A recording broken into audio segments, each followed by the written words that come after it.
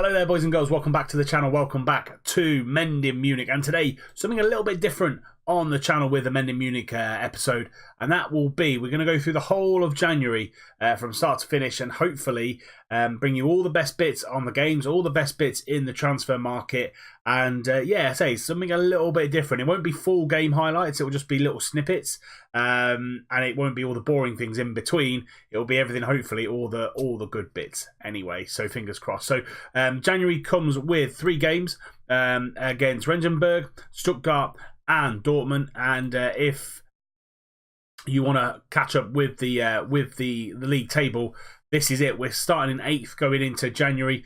So we've got Stuttgart and Regensburg who are down there in the relegation zone, and then we've got Dortmund, who we actually drew with at the start of the season. So a really good start to the season, and a little bit of a patchy in between because of injuries and suspensions, but we've come back in the latter half of the first half of the season and unbeaten in 5 games, which is really, really good going into the home game against Regensburg. So fingers crossed we can get some deals done, some strengthening of the squad. I'm looking for a couple of wingers. I'm looking for a centre midfielder and possibly a centre back as well. But we do have to be very, very careful because our youth squad here, as you can see, anybody who hasn't got the youth tag next to it can actually be called up to the first team. So we've got Nikolai Lorenta, striker, 16 finishing, 10 composure, 11 off the ball. Physicals are pretty decent as well. So we could call him up as a backup striker if we wanted to. Varetti, full-back, needs a little bit of work still, but again, always growing in the right direction. Lucas Koch, centre-back, again, good physicals. Mentals need a little bit of work, but he's only 17 years old. Technicals are actually pretty decent for this level. Takavi, he's one I'm really, really excited. 17 years old. If he doesn't get a game this season, he will definitely get some game time next season. And yeah, all in all, a very, very good youngster. And then we've also got, there was another one. No, that is just the 4. So we do have to keep that in mind when we're going into the transfer market. So it's only the 1st of January, just literally ticked over. Clough, Pilkington, and Grimes have all left the squad, so the squad's looking a little bit thin, and Byers is unhappy as well, so he might even leave. We've also got Parodi, hopefully to leave the squad as well. But let's get into it. I'll be back with any more news, but just to give you some sort of insight into what I'm dealing with regards to budget and transfers. So these are all the transfer listed players that are actually interested to coming to the club. But as you can see, the asking prices of some of these are astronomical, and our budget is not that good. So less than £1 million because of those sales that we've made, 40 grand in the wage budget. But Patrick Roberts, it would absolutely well and truly make our side a hell of a lot better. But Arsenal want £30 million for him. And that's what that's the issue that I've got. Hence why in the summer transfer window, I didn't really spend any money purely because there was no one really within the budget that we had to come in and really make the side a lot better. I would love to go out there and buy a Patrick Roberts or a Maximilian Romero, absolutely, but it ain't just going to happen. So we have to go down the list, as you can see. Even players like Salif Sane from Schalke, defender / defensive midfielder. Again, really good physicals, good technicals, good mentals. But again, Schalke want over £1 million for him. So that's what I'm up against at the minute in this save. The budget doesn't match what kind of players that we need to attract. So as I said, I'll be back with you with any kind of news that comes through the door. So with that lack of player / budget problem in mind, we're only advanced a couple of days. I found Eddie Nketiah. If you know the game, Eddie Nketiah, very, very good player.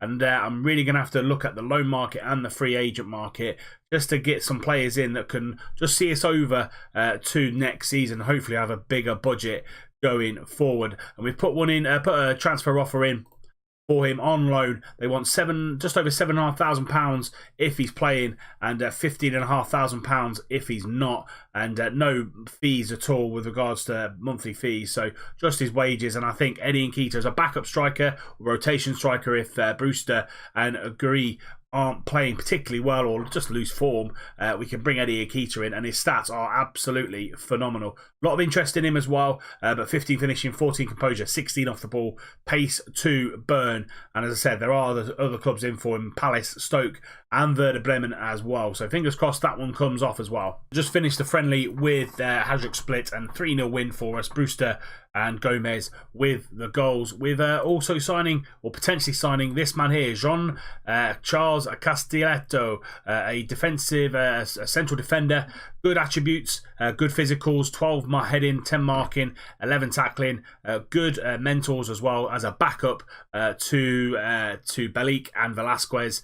And I've also got a cheeky little return coming next season as well. I'll show you that in just 2 seconds.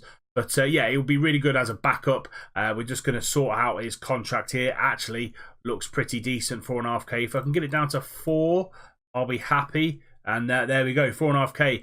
Jean-Charles Castelletto is in, and now that cheeky return is this man here, Luca Killian. We bought him in the summer, completely forgot about it.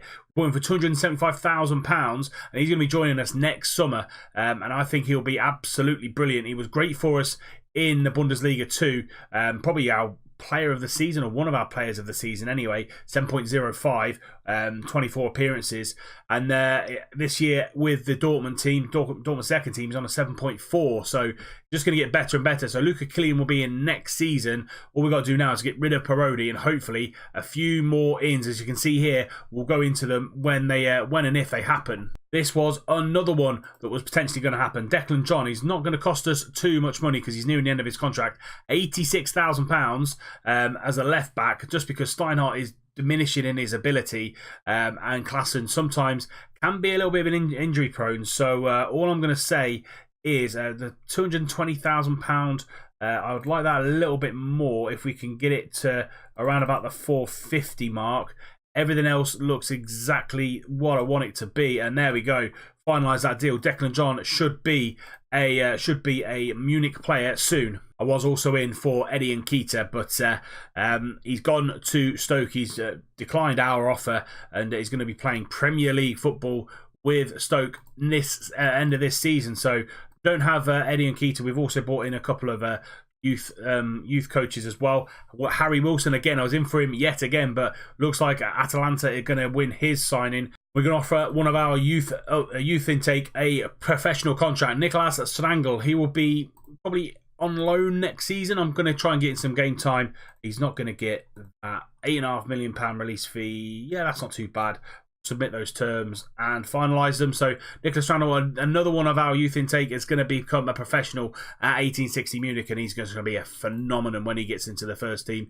We've also done the data analysis facilities. They've been upgraded as well, and yeah, everything seems to be coming right for us. 1860 Munich off the field anyway. We just need a little bit more money pumped into the playing side of things, so we can progress a little bit quicker than what we are at the minute. One of my scouts came to me and gave me this man here, Geronimo, Brazilian striker. And if you look at his stats, actually, it's an absolute steal. We're getting him on a free transfer on a rotation basis. And here he is, 23-year-old Brazilian, 15 finishing, 14 composure, 13 off the ball. Great teamwork, great work rate, good pace. Strength needs a little bit of work. Jumping reach, I'm not too fussed with, but 15 heading, not too bad at all. First touch is great. Technique's fantastic. Decision making is awesome. So for a freebie, he looks absolutely phenomenal, and hopefully, and actually he's going to be our own striker, so hopefully he'll be absolutely brilliant for us. So we're going to accept that Geronimo is a Munich player. Scouts have done it again with another Brazilian player, Murilo, a defensive midfielder, but can play further forward as well. And look at the attributes on him. 22 years old, good marking, good passing, good tackling, so probably going to be a ball winner. Good mentals, great physicals, really good teamwork, vision, work rate. So, you know what? I need a new central midfielder because we let Grimes go. I'm gonna go for him because I think he's really, really good. He's gonna have a bigger release clause than that, because I think he'll be absolutely phenomenal. £2,000 on the wages. Not too bad at all. Let's accept that. And another good young Brazilian talent coming into Munich, and I think they'll be absolutely brilliant. Schalke have come in for our goalkeeper, Marius Muller. I'm going to need a lot more than that up front for him to go anywhere near my goalkeeper and to let him go. And actually, we wouldn't be able to bring anybody in anyway with the same quality. So I'm going to reject that just because He's far too valuable for me. I'm not gonna let him go anywhere near. So I've just signed him, Geronimo, and he's injured for 7 weeks, 6 weeks. I'm gonna send him to the specialist, so he won't be near us at the minute. Hopefully, in the reports. Oh no, he's not. God for that. So yeah. A bit of a shame because I think he looks really, really good, and he's got some growth on him as well. So 6 weeks' time, he'll hopefully be in and around the first team, but at the minute, no. So first game in January, Renzensberg is here.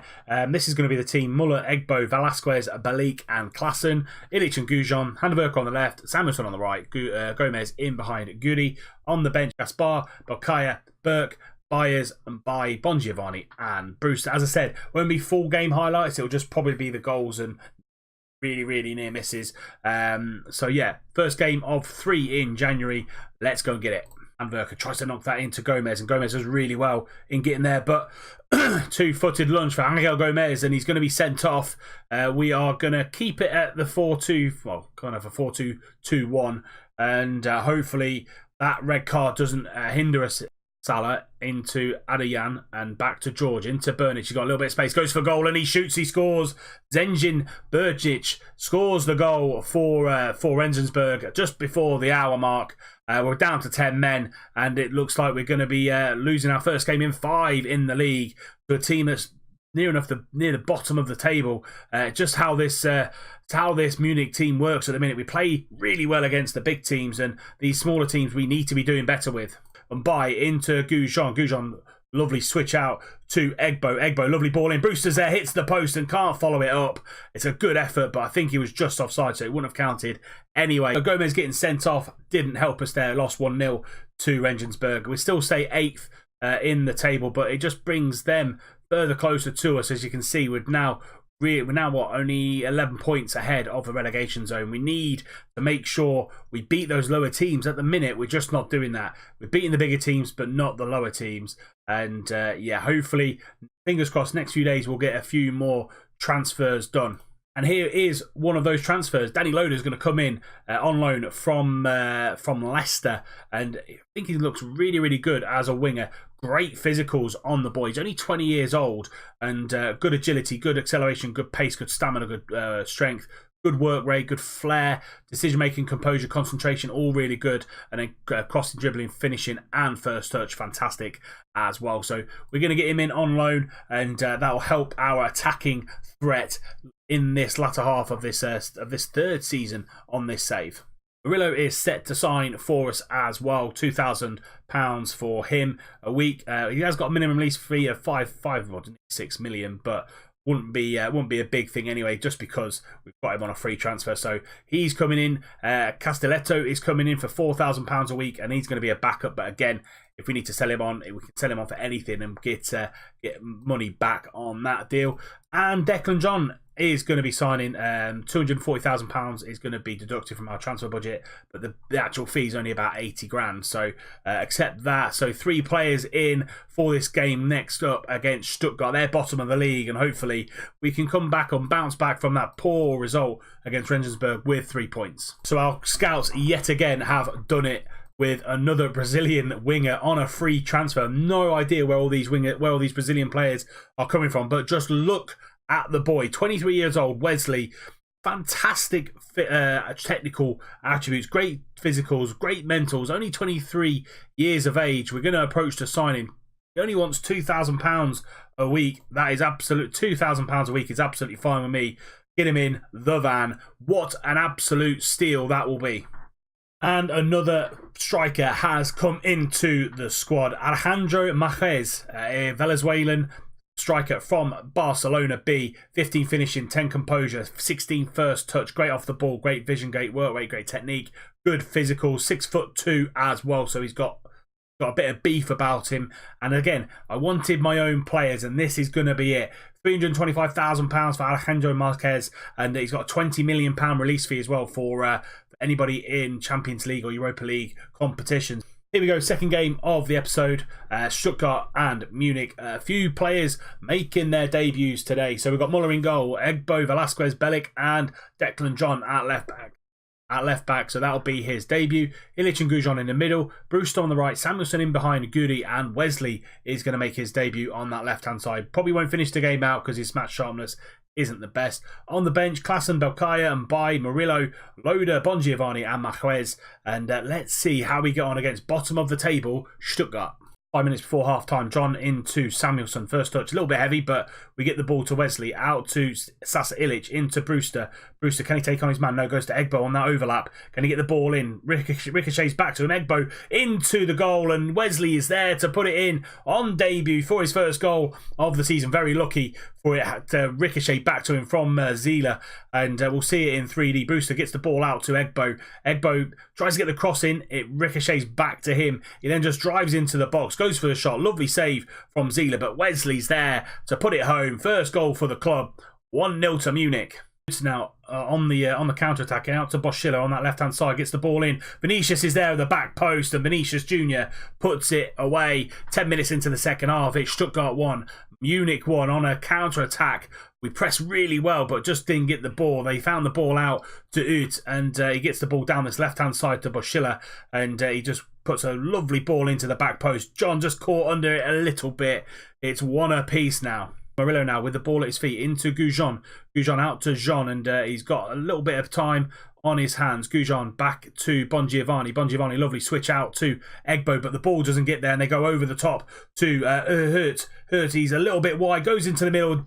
Didavi is there to put the ball away, and they hit us on another counter-attack. 2-1 to Stuttgart now. He switches the ball over to Rian Brewster down that line. Can he get the ball into Marquez? No. Bongiovanni's there, and he puts the ball away. 2 apiece now, 15 minutes to go. Can we get a win? We haven't won on Livecom since the very first game of the season against Stuttgart. So will it be another win on Livecom here against Stuttgart? Brewster with the ball in, can't find Marquez.